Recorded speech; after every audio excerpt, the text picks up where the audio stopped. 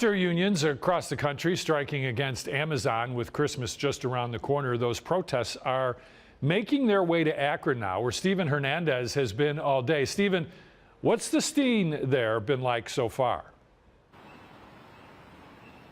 Thank you. It's been a cold and snowy afternoon here in Akron, but the Teamsters here are staying put. They're not going anywhere, and they're hoping that what's happening at a national level can start leaving ripple effects here in Ohio.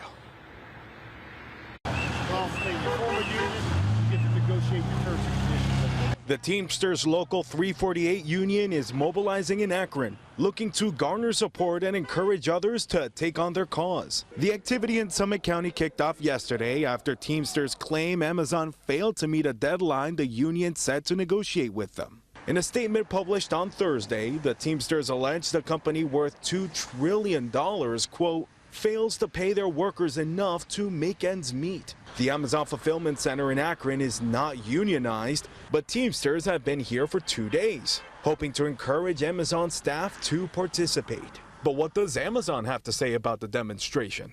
Hello? I tried reaching a representative of the Akron Center. A spokesperson later told me none of their workers have gone out to join in the demonstration so far.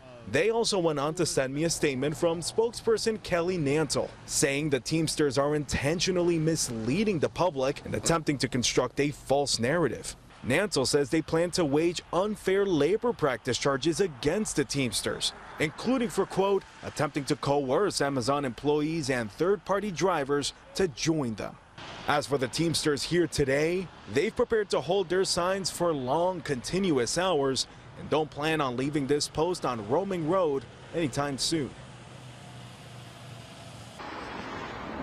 And as you can see, they're still there. In my conversations with Amazon, they also told me they don't foresee to be any delays in holiday shipping as we get closer and closer to December 25th.